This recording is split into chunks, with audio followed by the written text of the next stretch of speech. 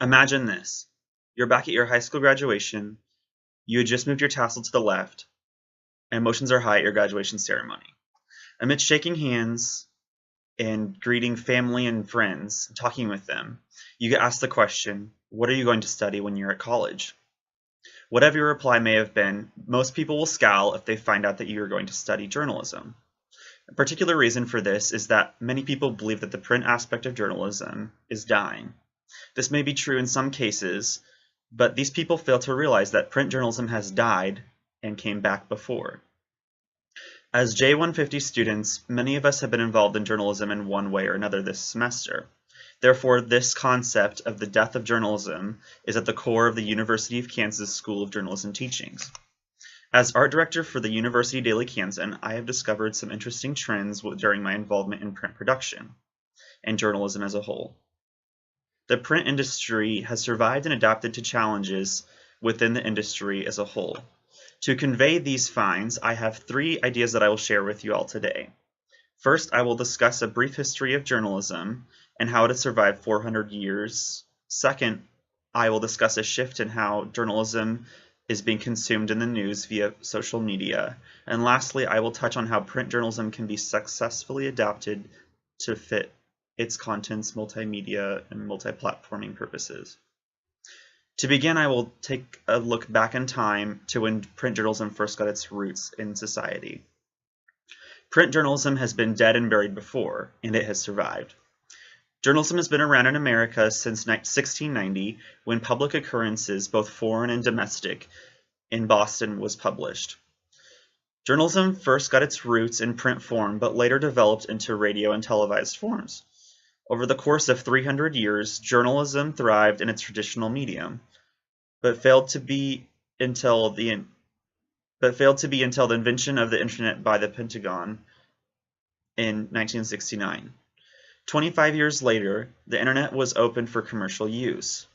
This is the pivotal point when journalism first shifted into digital format.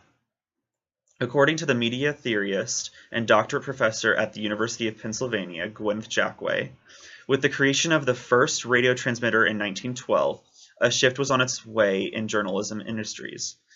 Challenges arose to the traditional print medium, as it lacked the clear emotion that radio broadcasting could communicate to audiences. As print faced threats to its economic stability, many print journalism leaders, such as the Associated Press, spoke out against the new broadcast medium and the idea that it threatened traditional American values. In some cases, it was impressed upon people that radio journalism was a threat to democracy. Yet the radio thrived. And so did the print medium. Key players that continued to contribute to the perseverance of print journalism argued that print journalism valued the importance of objectivity. However, radio followed a path of more sensationalist storytelling methods that could be found in numerous stations. In addition, print appealed to advertising better than broadcast, and that it had perseverance more than spoken word. Jackway also stated in her book, no matter how proper and efficient spoken word was in journalism, it could not compare to the written record that print journalism provided the public.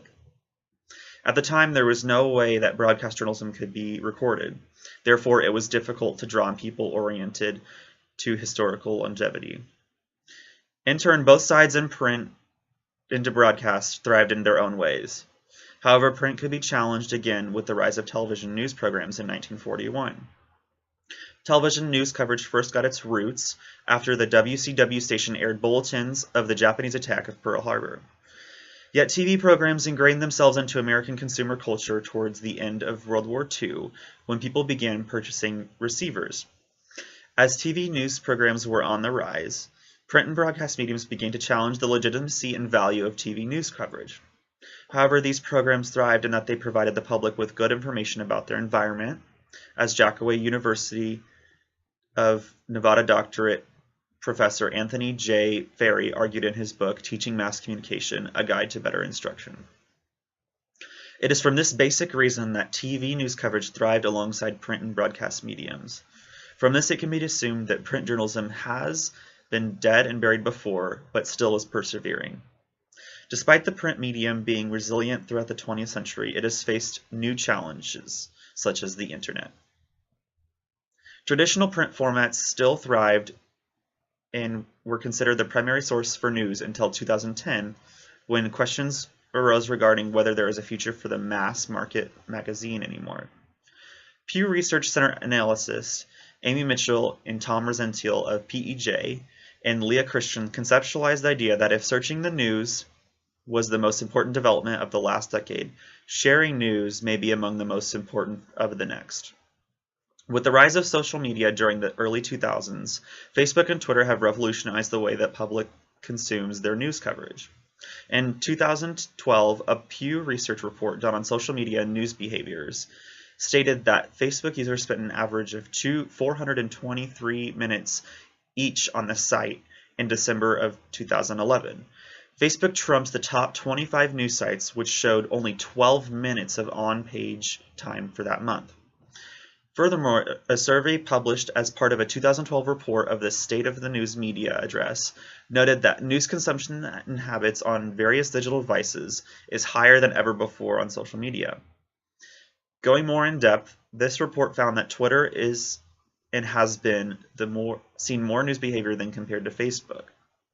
Tying this back to the University of Kansas media consumption, and a focus group done on 12 undergraduate students from various schools on campus, 10 out of 12 of those students argued that the primary outlet for their news was Twitter, Huffington Post, and BuzzFeed. Citing the reason for this shift in a new consumption from traditional prints to digital formats, one student explained that Twitter ruined us.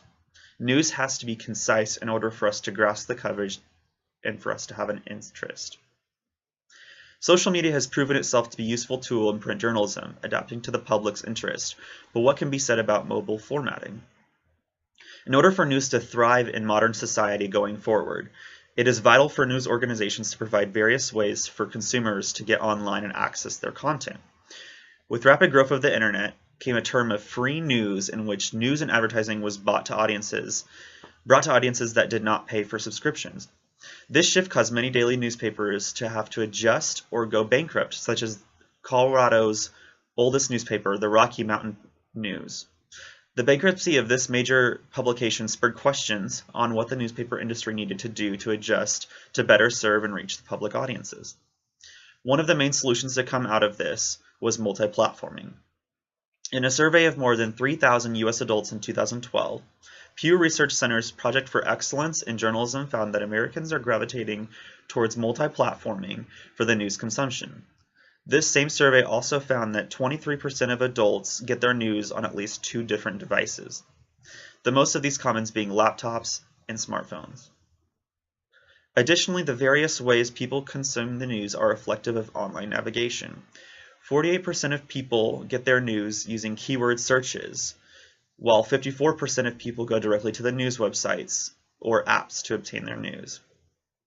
In conclusion, these are the various ways that print journalism is adapting to the challenge of the internet poses on industry. However daunting these challenges may appear, print journalism has proven to be successful in the past and challenges through radio, broadcast, and television. The challenges that new mediums impose upon traditional mediums will not simply go away, but the industry is ever capable of adapting itself to the future.